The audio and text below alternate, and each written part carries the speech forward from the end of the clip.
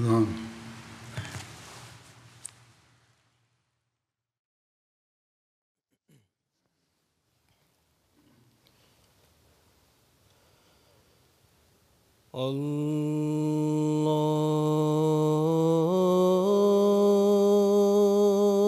الله أكبر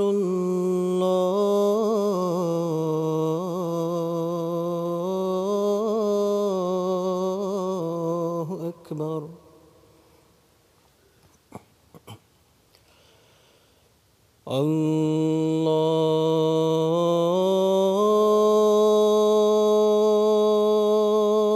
الله أكبر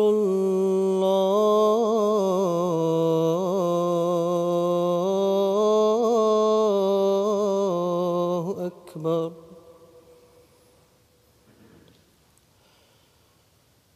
أشهد أن لا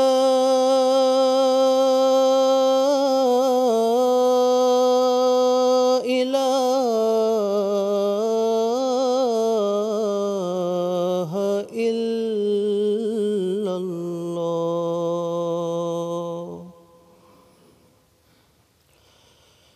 أشهد أن لا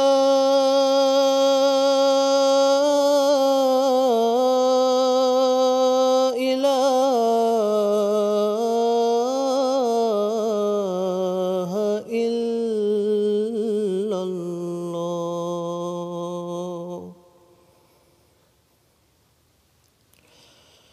أشهد أن محمدًا رسول الله.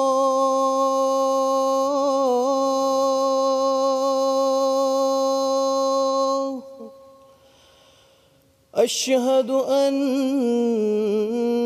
محمدًا رسول الله.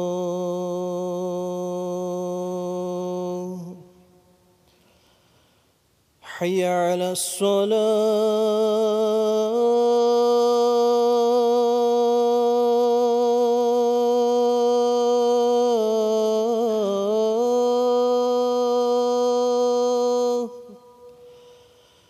حي على الصلاة.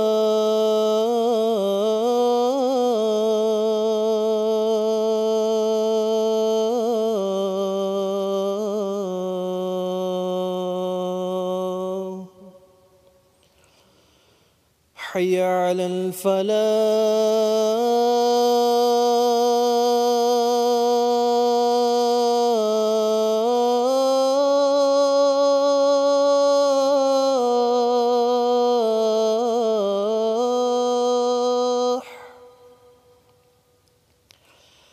حي على الفلاح.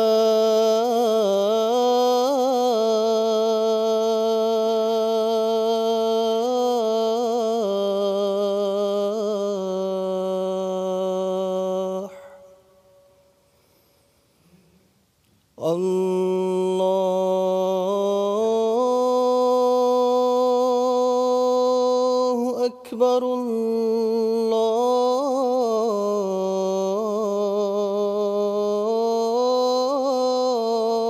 الله أكبر. لا إله إلا الله.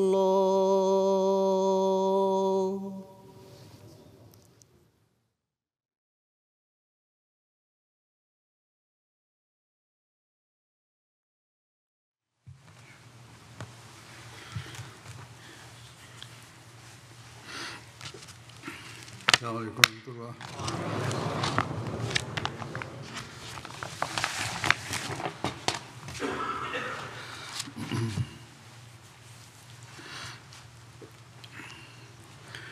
أشهد أن لا إله إلا الله وحده لا شريك له وأشهد أن محمدًا عبده ورسوله. أما بعد فأعوذ بالله من الشيطان الرجيم بسم الله الرحمن الرحيم الحمد لله رب العالمين الرحمن الرحيم مالك يوم الدين إياك نعبد وإياك نستعين اهدنا الصراط المستقيم صراط الذين أنعمت عليهم غير المغضوب عليهم ولا الضالين. सरिया रजी का जिक्र हो रहा था. Kejadian-kejadian yang berkaitan dengan Sariyah atau Perang Raji sebelumnya telah banyak disampaikan. Ada riwayat lebih lanjut yang tertera dalam Sahih Bukhari berkenaan dengan Sariyah Raji ini. Hazrat Abu Hurairah meriwayatkan bahwa Rasulullah SAW mengirim 10 orang untuk suatu Sariyah dengan misi pengintaian, dan beliau menunjuk Hazrat Asim bin Sabit Ansari sebagai pemimpin mereka. Mereka berangkat dan melakukan perjalanan hingga tiba di Hada, suatu tempat antara Asfan dan Mekah. Kabar ini sampai ke salah satu suku Huzail yang bernama Banu Lihyan. Selanjutnya, sekitar 200 orang dari suku musuh yang merupakan pemanah yang ulung berangkat untuk menghadapi orang-orang muslim tersebut. Pasukan musyrik itu mengikuti jejak mereka hingga menemukan tempat mereka memakan kurma, yaitu bekal yang mereka bawa dari Madinah. Banu Lihyan berkata, ini adalah kurma-kurma dari Yathrib, yaitu dari Madinah. Mereka mengetahuinya dan terus mengikuti jejak mereka. Ketika Hazrat Asim dan rekan-rekan beliau melihat mereka,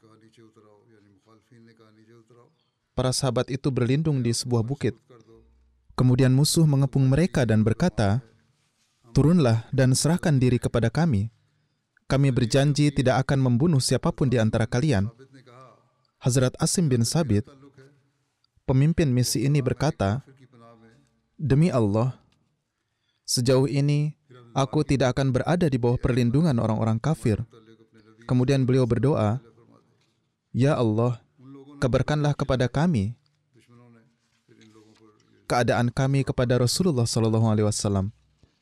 Musuh kemudian menembakkan anak panah ke arah para sahabat ini dan membunuh 7 sahabat, termasuk Hazrat Asim. Kemudian 3 orang sahabat turun setelah menerima perkataan mereka. Di antara mereka adalah Hazrat Khubaib Ansari, Ibnu Dasnah, dan seorang lainnya yang bernama Abdullah bin Tariq. Kemudian musuh menangkap ketiganya. Mereka melepaskan tali busur mereka dan menggunakannya untuk mengikat para sahabat itu. Salah seorang di antara para sahabat berkata, ini adalah pelanggaran pertama. Demi Allah, aku tidak akan pergi bersama kalian, dan kami akan mengikuti teladan mereka, yaitu para syuhada. Kemudian orang-orang musyrik itu menyeret beliau dan memaksa beliau ikut bersama mereka. Namun beliau menolak sehingga mereka pun membunuhnya.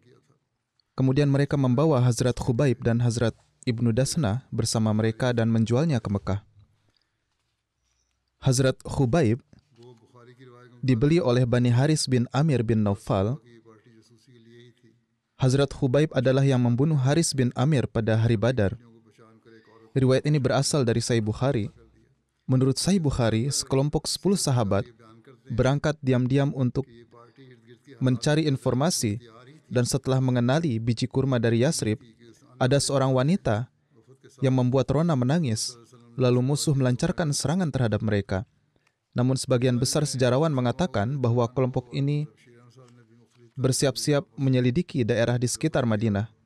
Namun saat mereka belum berangkat, Rasulullah SAW mengutus kelompok ini untuk pergi ke daerah tersebut. Sehubungan dengan hal ini, Hazrat Muslih Maud radhiyallahu an dan Hazrat Mirza Bashir Ahmad Sahib radhiyallahu an telah menganalisa hal ini dari berbagai kitab sejarah dan menyatakan bahwa kelompok para sahabat ini pergi bersama orang-orang dari suku ini yang datang mengunjungi Rasulullah SAW sebelumnya.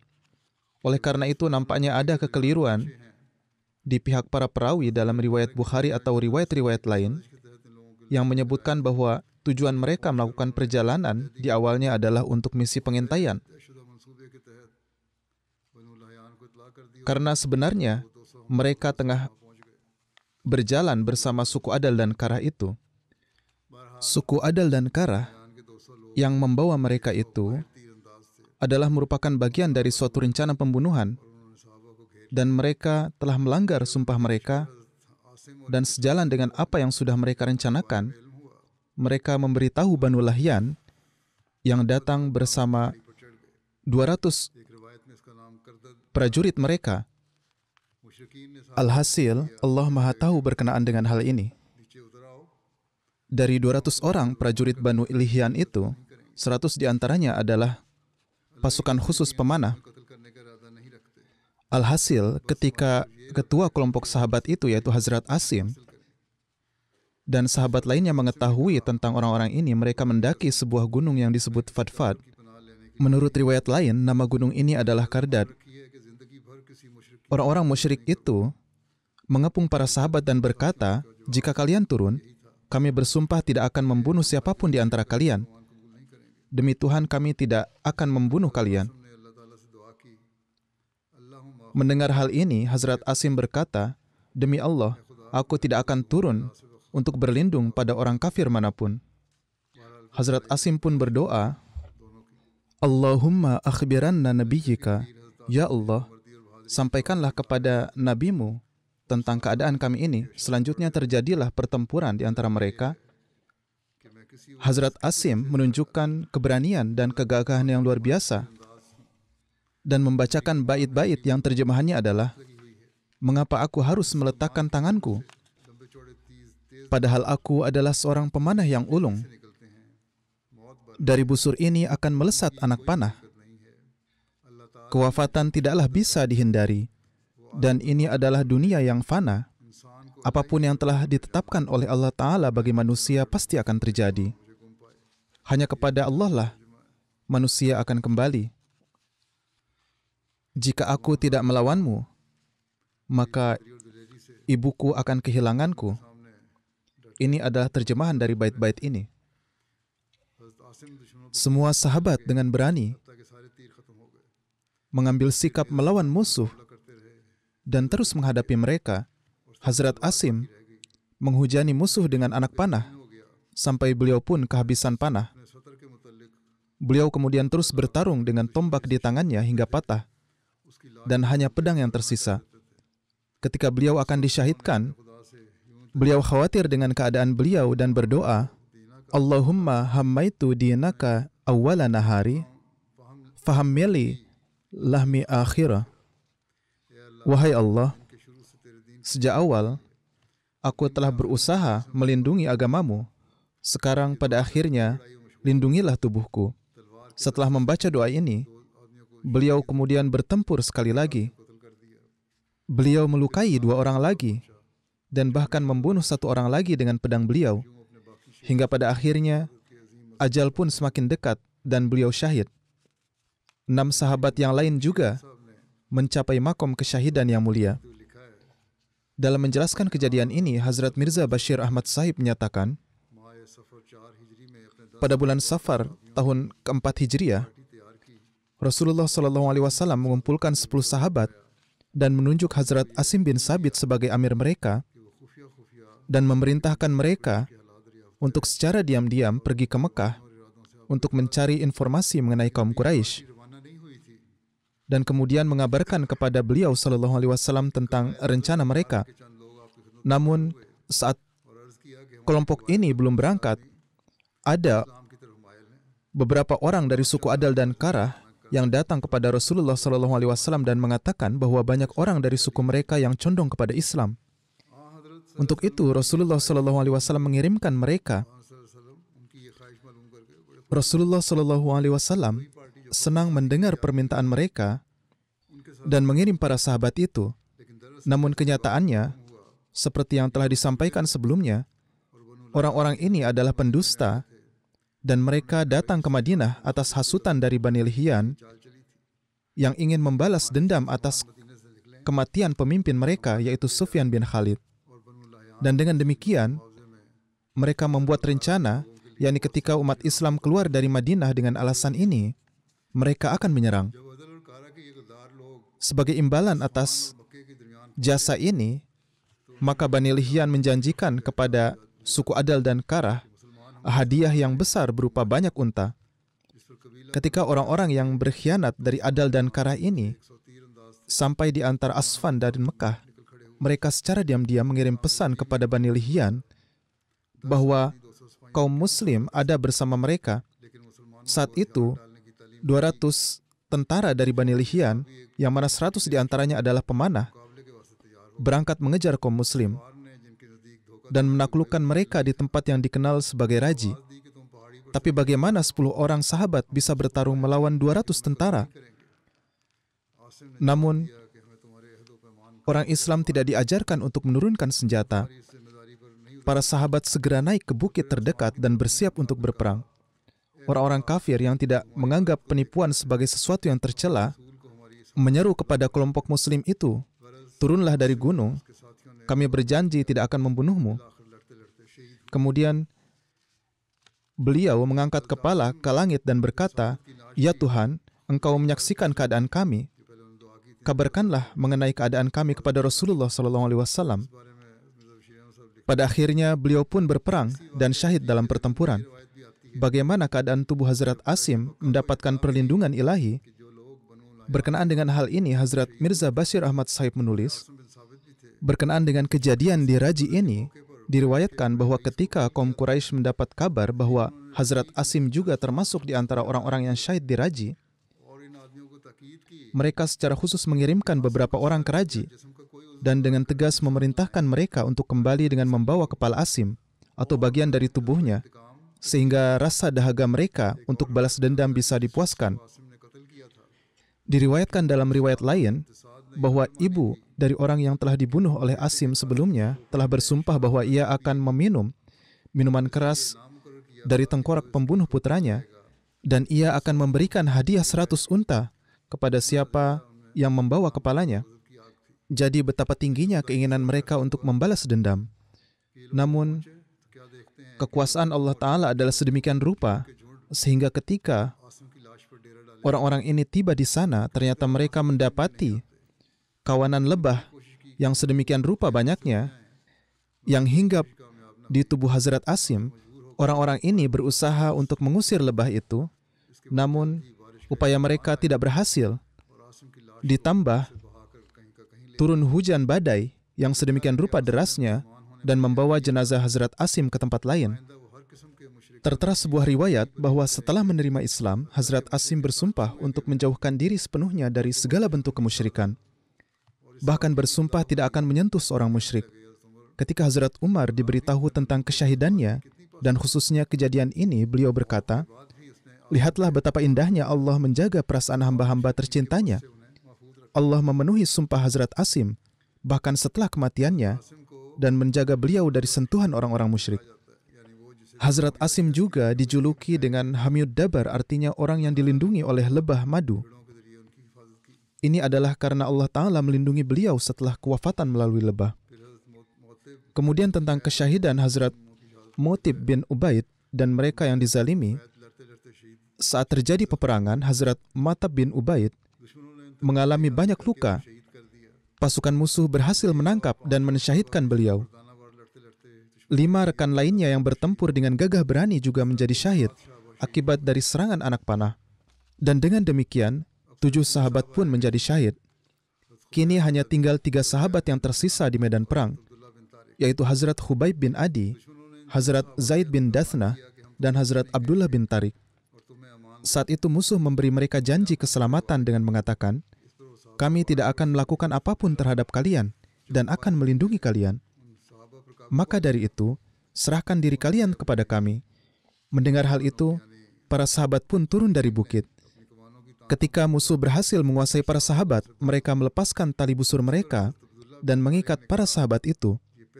Hazrat Abdullah bin Tariq menyatakan bahwa ini merupakan pelanggaran terhadap janji mereka dengan berkata, "Demi Allah, aku tidak akan pergi bersama kalian. Mengikuti jejak saudaraku yang telah mati syahid adalah hal yang lebih baik bagiku." Musuh pun berusaha untuk memaksa beliau ikut bersama mereka, namun Hazrat Abdullah bin Tariq tidak menerimanya, dan karena itu mereka pun mensyahidkan beliau. Menurut beberapa riwayat, musuh sedang dalam perjalanan ke Mekah saat menawan ketiga sahabat itu. Mereka ingin menjualnya ke penduduk Mekah. Ketika kafilah mereka mencapai tempat bernama Maruz Zahran yang terletak 23 km sebelah utara Mekah, Hazrat Abdullah bin Tariq berhasil melepaskan ikatan tangannya dan mempersiapkan diri untuk bertempur dengan pedang terhunus. Ketika musuh menyaksikan semangat beliau yang sangat dalam untuk berperang, mereka mundur dan melemparkan batu ke arah beliau dari jauh, sehingga beliau pun menjadi syahid. Makam beliau terdapat di Maruz Zahran. Mengenai hal ini, Hazrat Mirza Bashir Ahmad Saib menulis, ketika 7 sahabat telah dibunuh dan hanya tersisa Hazrat Khubaib bin Adi, Hazrat Zaid bin Dasnah, dan 1 sahabat lainnya, orang-orang kafir yang sebenarnya ingin menangkap para sahabat ini hidup-hidup berseru lagi dan berkata, "Sekarang ini turunlah, dan kami berjanji tidak akan menyakitimu." Kali ini, para sahabat yang bertabiat suci ini, mereka jatuh ke dalam perangkap mereka dan turun. Begitu para sahabat turun, orang-orang kafir itu mengikat dengan tali busur panah. Atas hal ini, sahabat Hazrat Khubaib dan Zaid, yang di dalam sejarah namanya adalah Hazrat Abdullah bin Tariq, beliau tidak dapat lagi menahan diri dan berseru, "Ini adalah pelanggaran kalian yang pertama, dan tidak ada yang tahu apa yang akan kalian lakukan selanjutnya." Hazrat Abdullah menolak untuk terus bersama mereka. Orang-orang kafir lalu menyeret Hazrat Abdullah, memukuli dan membunuh beliau. Kini karena balas dendam telah diupayakan, demi menyenangkan kaum Quraisy dan juga karena keserakahan akan uang, mereka mengambil Hazrat Khubaib dan Zaid dan berjalan ke Mekah. Sesampainya di sana, mereka menjual keduanya kepada kaum Quraisy. Oleh karena itu, Hazrat Khubaib dibeli oleh putra Haris bin Amir bin Naufal karena beliau telah membunuh Haris dalam perang Badar, dan Hazrat Zaid dibeli oleh Safwan bin Umayyah. Hazrat Khubaib bin Adi dan Hazrat Zaid bin Dasnah ditangkap oleh kaum musyrik dan dibawa bersama ke Mekah. Sesampainya di Mekah, kedua sahabat itu dijual. Sebagaimana disebutkan sebelumnya bahwa putra-putra Haris bin Amr membeli Hazrat Khubaib untuk membalas dendam atas ayah mereka yang dibunuh pada perang Badar oleh Khubaib. Menurut Ibnu Ishaq, Hujair bin Abu Ayyhab Tamimi membeli Hazrat Khubaib. Ia adalah sekutu putra Haris. Kemudian putra Haris, Uqbah, membeli Hazrat Khubaib darinya untuk membalas kematian ayahnya. Diriwayatkan juga bahwa Uqbah bin Haris membeli Hazrat Khubaib dari suku Banu Najjar. Menurut riwayat lain, putra Abu Ayyhab, Ikrimah bin Abu Jahal, Akhnas bin Syarik, Ubaidah bin Hakim, Umayyah bin Abu Utbah Hadrami, dan juga Safwan bin Umayyah membeli Hazrat Khubaib. Semua orang ini adalah orang-orang yang ayahnya terbunuh dalam perang Badar. Semuanya membeli Hazrat Khubaib dan memberikannya kepada Uqbah bin Haris yang mengurungnya di rumahnya. Ibnu Hisham mengatakan bahwa mereka menjual Hazrat Khubaib dan Hazrat Zaid bin Dasnah dengan imbalan para tawanan Huzail yang berada di Makkah. Menurut salah satu riwayat, Hazrat Zaid dijual dengan 1 miskol emas, dan menurut riwayat lain, beliau dijual dengan 50 ekor unta, dan Hazrat Khubaib juga dijual dengan 50 ekor unta. Menurut beberapa riwayat lain, Hazrat Khubaib dijual seharga 100 ekor unta, dan dalam riwayat lain tertera bahwa beliau dijual seharga 80 miskol emas. Diriwayatkan bahwa sebagian dari mereka yang membeli juga berasal dari kalangan Quraisy, dan mereka mengambil Hazrat Khubaib dan Hazrat Zaid bin Dasnah saat memasuki bulan Zulqa'dah, dan mereka ditahan sebagai tawanan sampai bulan suci berlalu. Pada khutbah sebelumnya, saya telah menjelaskan secara rinci tentang bulan-bulan suci ini. Ibnu Ishaq dan Ibnu Sa'ad menyatakan bahwa Hazrat Zaid dibeli oleh Safwan bin Umayyah agar ia dapat membunuhnya guna membalaskan dendam ayahnya, yaitu Umayyah bin Khalaf. Safwan kemudian menjadi seorang Muslim. Ia menahannya sebagai tawanan bersama suku Bani Jum'ah, dan diriwayatkan juga bahwa ia menahannya bersama budaknya, yaitu Nastas. Ketika bulan suci telah berlalu, Safwan mengirim Nastas menuju Tan'im. Tan'im adalah sebuah tempat yang berjarak kurang lebih 3-4 mil dari Mekah ke arah Madinah dan Syam. Alhasil, beliau dibawa keluar dari haram atau wilayah suci untuk dibunuh. Sekelompok orang Quraisy juga berkumpul di sana. Di antara mereka ada Abu Sufyan bin Harb.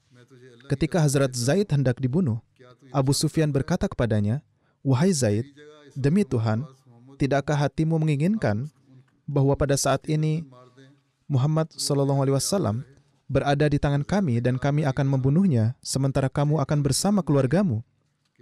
Hazrat Zaid menjawab, "Demi Tuhan, aku bahkan tidak ingin ada duri yang menusuk kaki Rasulullah SAW di rumah tempat tinggal beliau, sementara aku akan pergi ke keluargaku."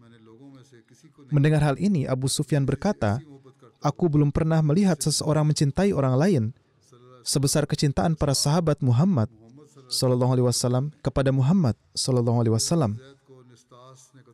Setelah itu, Nastas membunuh Hazrat Zaid. Menurut riwayat lain, beberapa orang Quraisy juga ikut menembakkan anak panahnya hingga beliau pun syahid. Belakangan, Nastas yang membunuh Hazrat Zaid juga menjadi seorang Muslim. Ibnu Uqbah meriwayatkan bahwa Hazrat Zaid dan Khubaib keduanya syahid pada hari yang sama. Pada hari mereka disyahidkan, Rasulullah SAW terdengar tengah bersabda, "Waalaikumsalam. Semoga keselamatan juga menyertai kalian berdua." Hazrat Mirza Bashir Ahmad Sahib menyebutkan kejadian ini sebagai berikut. Safwan bin Umayyah membawa tawanannya, yaitu Zaid bin Dasnah, keluar daerah haram.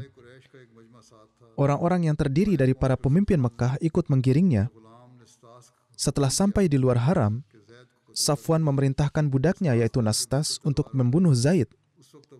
Nastas melangkah maju dan mengangkat pedangnya. Pada saat itu, Abu Sufyan bin Harb, pemimpin Mekah yang juga berada di sana, melangkah maju dan berkata kepada Hazrat Zaid, "Katakanlah yang sebenarnya. Apakah hatimu sekarang tidak menginginkan, yaitu sebagai penggantimu, Muhammad SAW ada di tangan kami, dan kami akan membunuhnya, sementara kamu akan menjalankan hari-hari bahagia bersama keluargamu?" Mata Hazrat Zaid memancarkan kemarahan, dan dengan nada marah menjawab, "Abu Sufyan, apa yang kamu ucapkan? Demi Tuhan, aku bahkan tidak rela jika untuk keselamatanku ada duri pun yang akan menusuk kaki Rasulullah SAW." Abu Sufyan segera berkata, "Demi Tuhan, aku belum pernah melihat seseorang mencintai orang lain sebesar kecintaan para sahabat Muhammad SAW kepada Muhammad SAW." Setelah ini, Nastas membunuh Hazrat Zaid. Mengenai kejadian pensyahidan ini, Hazrat Muslim Maud radhiyallahu an menyatakan, di antara mereka ada Abu Sufyan, pemimpin Mekah. Abu Sufyan menoleh ke Zaid dan bertanya, "Tidakkah kamu lebih suka jika Muhammad menggantikanmu? Tidakkah kamu lebih suka berada di rumah sementara Muhammad ada di tangan kami?" Hazrat Zaid menjawab dengan marah sambil berkata, "Apa Abu Sufyan? Apa yang kau katakan? Demi Tuhan, aku lebih baik mati daripada Rasulullah SAW menginjak duri di jalanan di Madinah." Abu Sufyan mau tidak mau merasa terkesan dengan ucapan tersebut. Ia memandang Zaid dengan takjub dan menyatakan tanpa ragu-ragu meskipun dengan nada rendah, "Demi Tuhan, aku belum pernah melihat ada orang yang mencintai satu sama lain seperti halnya para sahabat Muhammad mencintai Muhammad SAW." Mengenai kesyahidan Hazrat Khubaib, seorang sejarawan menulis, Hazrat Khubaib berada di bawah tawanan Hujair bin Ihab dan diikat di rumah putra-putra Haris bin Nufail. Mereka memperlakukan Hazrat Khubaib dengan sangat zalim. Hazrat Khubaib bersabda, tidak ada bangsa terhormat yang menahan tawanan mereka dengan cara seperti ini. Alhasil hati orang-orang kafir terpengaruh dengan ucapan beliau ini. Setelah itu mereka mulai memperlakukan beliau dengan baik. Ibnu Syihab menulis, Ubaidullah bin Ayyas meriwayatkan, Putri Haris menyebutkan bahwa ketika mereka setuju, yaitu orang-orang kafir, untuk membunuhnya, Hazrat Khubaib meminta pisau cukur. Maka mereka memberi beliau pisau cukur. Putri Haris berkata, pada saat itu ketika aku tidak sadar, salah satu anakku pergi menemui Khubaib. Maka ia pun memegangnya.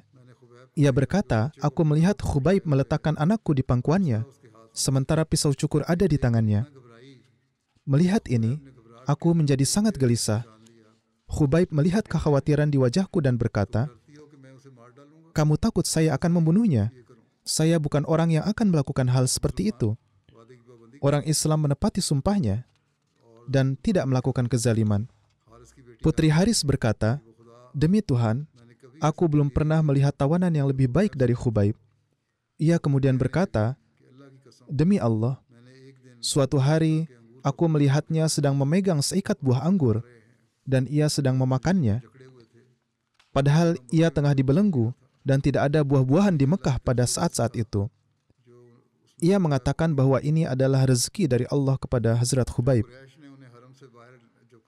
Ketika kaum Quraisy membawa mereka keluar haram atau wilayah suci, sehingga mereka dapat membunuhnya di tempat di luar haram, Hazrat Khubaib meminta izin untuk melaksanakan sholat 2 rakaat.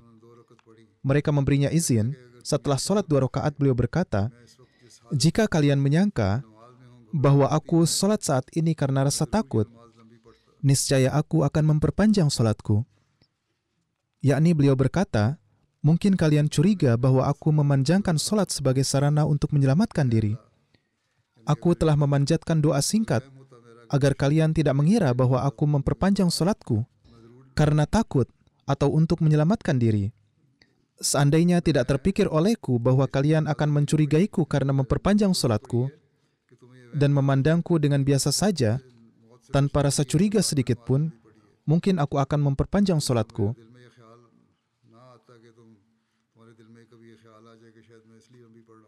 Bagaimanapun juga, setelah itu, beliau berdoa kepada Allah Ta'ala, wahai Allah, hancurkanlah mereka satu persatu, yakni kepada musuh. Beliau berdoa untuk kebinasaan para musuh beliau. Kemudian Hazrat Khubaib membacakan beberapa bait yang artinya, sekarang aku terbunuh sebagai seorang muslim. Aku tidak khawatir ke sisi mana aku akan jatuh karena hal itu adalah demi Allah Ta'ala. Aku terjatuh hanya karena Allah. Dan jika Dia menghendaki, Dia akan memberkati semua potong tubuhku yang terpenggal. Hazrat Mirza Bashir Ahmad menulis tentang kisah Hazrat Khubaib sebagai berikut. Kedua sahabat ini masih dalam keadaan ditawan ketika suatu hari Hazrat Khubaib bertanya kepada Putri Haris, apakah ia boleh diberikan pisau cukur untuk keperluan pribadinya? Dan ia pun memberikannya.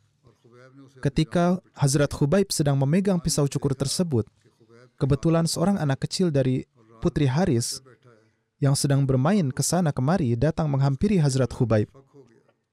Dan beliau mendudukkannya di pangkuannya. Ketika sang ibu melihat Hazrat Khubaib sedang memegang pisau cukur di tangannya dan anaknya sedang duduk di pangkuannya, maka Hazrat Khubaib melihatnya dan Hazrat Khubaib mengerti bahwa ia tengah ketakutan dan berkata, apakah menurut engkau aku akan membunuh anak ini? Jangan berpikir seperti itu. Insya Allah aku tidak akan pernah melakukan tindakan seperti itu. Mendengar hal ini, wajah ibu yang pucat itu pun berseri-seri. Wanita itu sangat terkesan oleh akhlak Hazrat Khubaib, sehingga setelah itu ia kerap berkata, saya belum pernah melihat seorang tahanan yang sebaik Khubaib. Ia juga selalu menceritakan bahwa suatu kali ia melihat ada setangkai anggur di tangan Hazrat Khubaib, dan beliau memetik buah anggur satu demi satu dan memakannya. Padahal saat itu tidak ada tanda-tanda adanya anggur di Mekah. Dan pada saat itu Hazrat Khubaib dibelenggu dengan rantai besi yang kuat. Ia berkata, aku percaya bahwa ini adalah rezeki dari Tuhan yang datang kepada Khubaib. Kemudian riwayat lain yang menggambarkan peristiwa seputar hal ini adalah salah satu riwayat tentang penangkapan Hazrat Khubaib menyebutkan Muawiyah adalah budak perempuan Hujair bin Abu Ihab yang telah dibebaskan. Hazrat Khubaib ditawan di Mekah di rumah mereka sehingga setelah selesainya bulan suci, beliau akan dibunuh. Muawiyah kemudian menerima Islam dan ia terbukti sebagai seorang muslim yang baik kelak. Muawiyah di kemudian hari menceritakan, demi Allah Ta'ala, aku belum pernah bertemu orang yang lebih baik dari Hazrat Khubaib. Aku biasa mengamati beliau melalui bukaan pintu saat beliau dirantai. Sepengetahuanku, tidak ada satupun buah anggur saat itu yang dapat aku makan. Yaitu saat itu tidak ada buah anggur di wilayah itu. Namun saat itu Hazrat Khubaib memegang setangkai buah anggur yang besar. Dengan kata lain, buah anggur yang cukup banyak. Hal ini tidak hanya terjadi satu kali. Bahkan menurut riwayat ini, ia melihat beliau makan anggur berkali-kali. Jadi ini semata-mata rezeki dari Allah Ta'ala.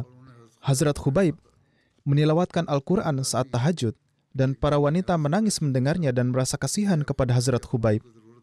Berkata, suatu hari aku bertanya kepada Hazrat Khubaib, wahai Khubaib, apakah engkau memerlukan sesuatu? Beliau menjawab, tidak. Ya, ada satu hal, tolong beri aku air dingin untuk diminum. Dan jangan pernah berikan aku daging apapun yang disembelih atas nama berhala. Makanan apapun yang kamu berikan kepadaku hendaknya bukan daging yang disembelih atas nama berhala. Ketiga, beritahu aku jika waktu aku dibunuh sudah tiba. Ia berkata, kemudian ketika bulan suci telah berlalu dan orang-orang memutuskan untuk membunuh Hazrat Khubaib, aku pergi dan memberitahunya. Ia berkata, aku bersumpah demi Allah, beliau tidak peduli untuk dibunuh. Beliau berkata kepadaku, berikan pisau cukur untukku. Ia berkata, aku memberikan pisau cukur melalui putraku yaitu Abu Hussein. Perawi mengatakan bahwa ia bukanlah anak kandungnya, melainkan Muawiyah hanya sebagai orang yang telah membesarkannya.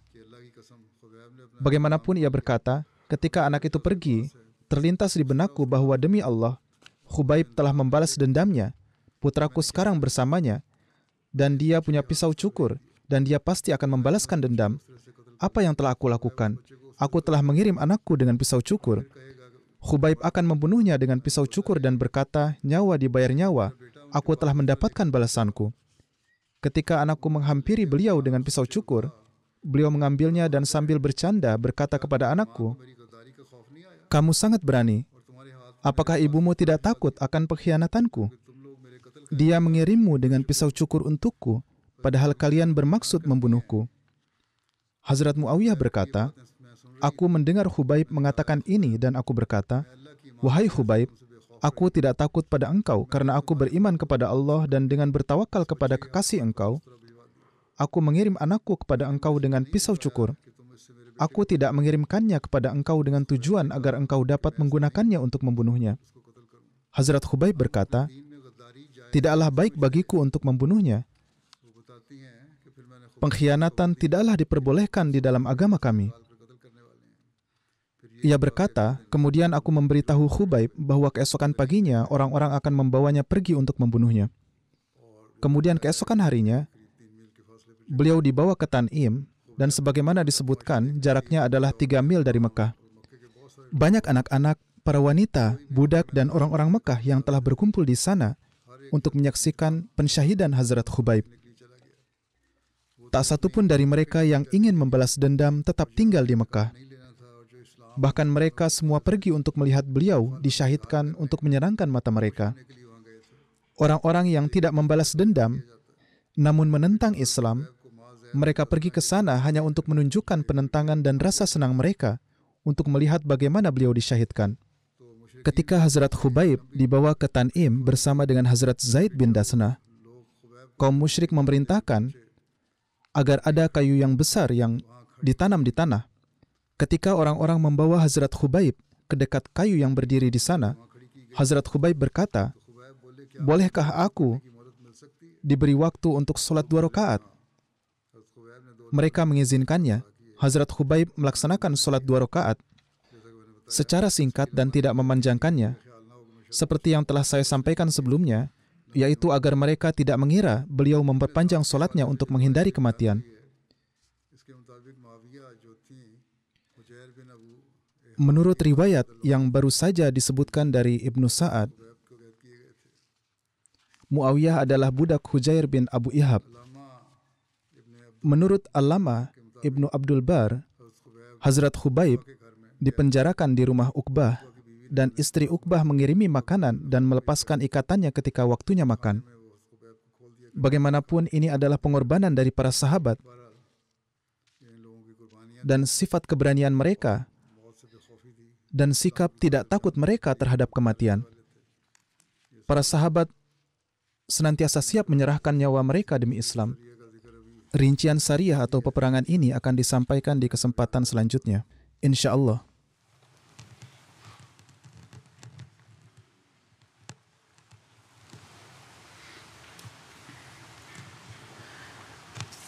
Alhamdulillah, alhamdulillah, nahmaduhu wa nasta'inuhu wa nastaghfiruh.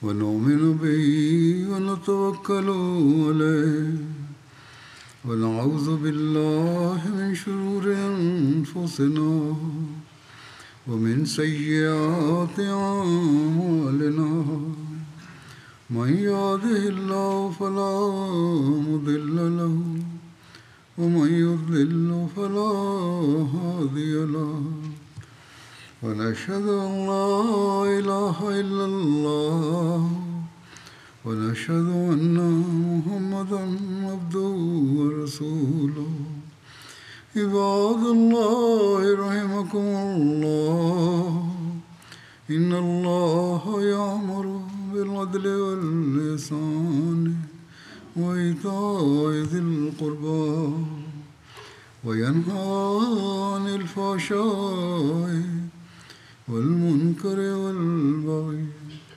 يعظكم لعلكم تذكرون اذكروا الله يذكركم وادعوه يستجب لكم ولذكر الله أكبر.